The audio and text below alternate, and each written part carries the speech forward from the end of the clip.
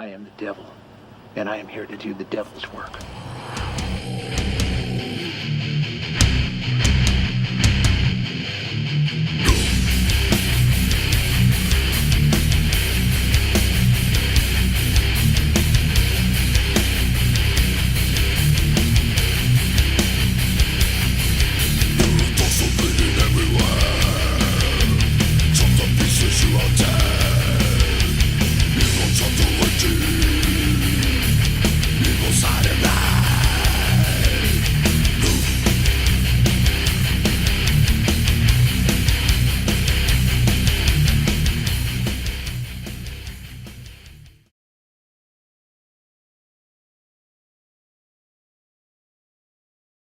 How you doing? My name's Kyle Jewett. I play in Mothership from Dallas, Texas. I mean, the second record's already done.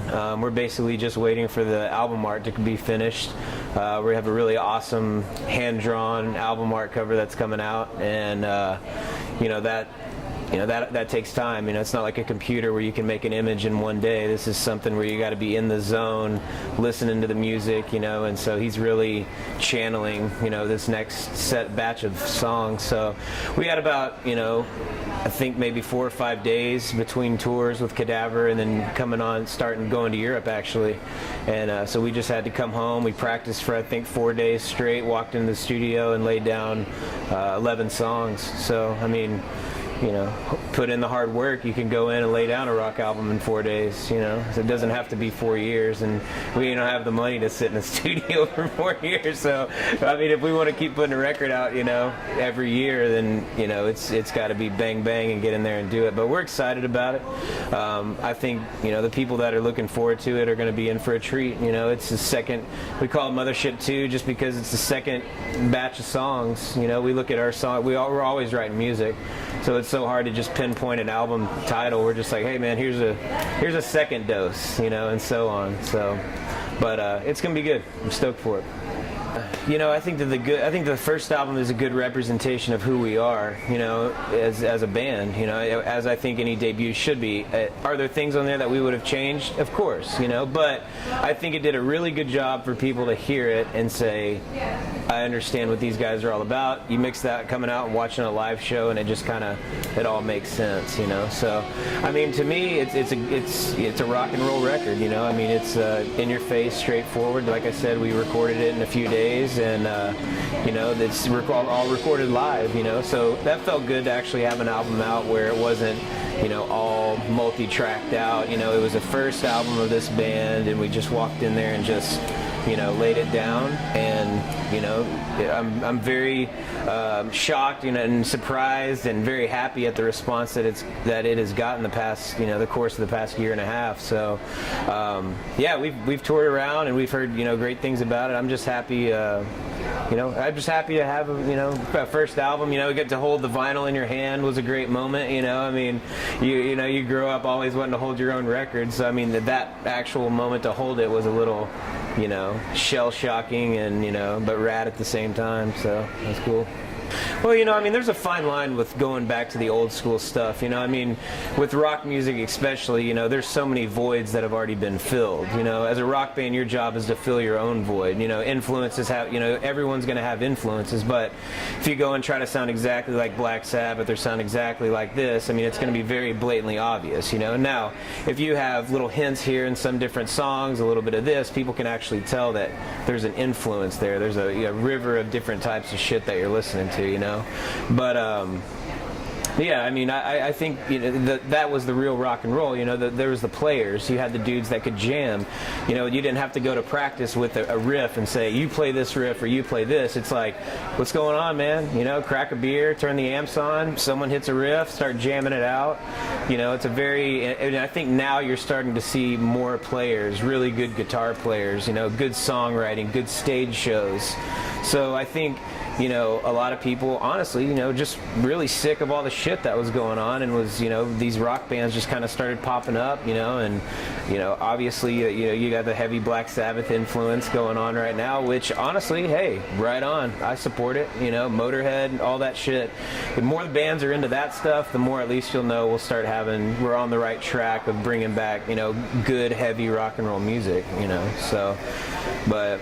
You know, we take it, like I said, influences from everything from, you know, Lynyrd Skynyrd to Motorhead to Black Sabbath. I mean, all those bands ripped back in the day, and all of them wrote great music, you know. So we bring a lot of that different stuff to the table. But with our band, there's never really ever been a conversation of what we're going to do. You know, it's not like you go in there going, you know, okay, we're going to sound like this and look like this and be like that. That shit doesn't happen with us. I mean, what you're looking at and what you watch every night and what you listen to, that's what spur of the moment stuff that just happened, you know. So sure, there's some darker songs that we write, and sure, there's songs that are just straight up party lyrics and in your face 4/4 rock and roll, you know. So I mean, I think you have to be able to have that, you know, balance between, you know, the faster ones and then the ones that kind of take you down, you know, a different path. And you know, like there's a big movement in really heavy dark, you know, music right now, and I think that's just as good as, you know, the heavy fast rock and roll. I think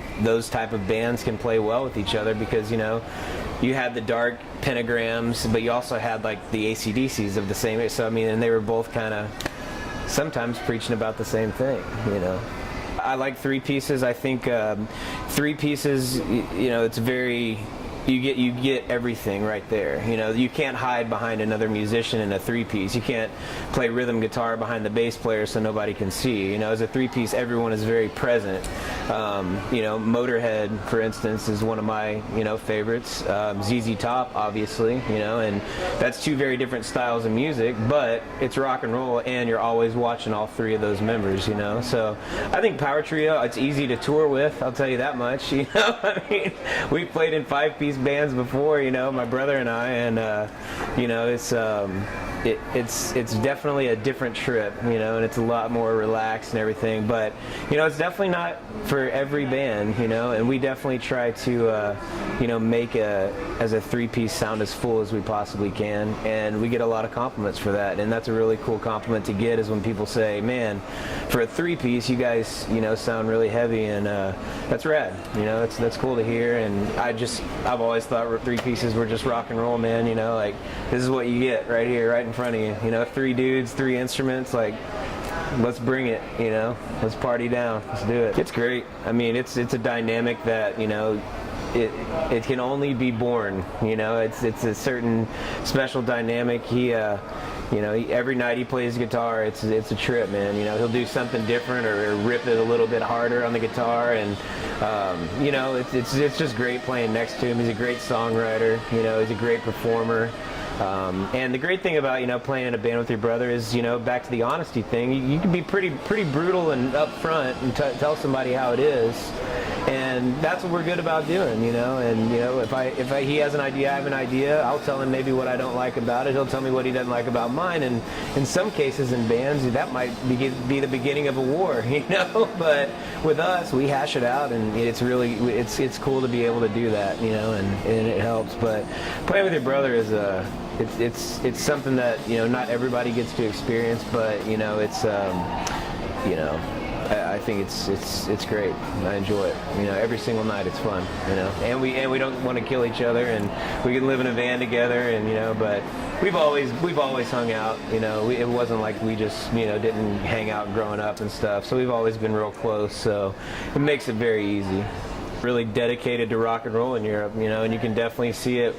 You know, we were a band that never even been over there, and people had acted like we'd been over there for, you know, 10, 15 years. It was great. People knew the music, supported, bought the records, bought, you know, all the merchandise, and we're just ready to get back. I mean, it's one of those places that you play once and you just want to do a 6-month tour in Europe and never come home for a while, you know. So it was great. You know, every night we played, it was about 2 weeks. We played with Wofat, my good buddies from back in Dallas, and so it was a nice heavy tour. Every night was real good. Everything sounded great, and yeah, like I said, that's where the rock and roll is alive and well right now, you know. So we're kind of trying to bring that over here to the States a little more, you know, traveling around and bringing a little bit of that energy back over with us, you know. So it was good. It was a good time. It's been a good year, man. We're gonna finish up this tour. I think we got about 3 weeks left with Black Pussy.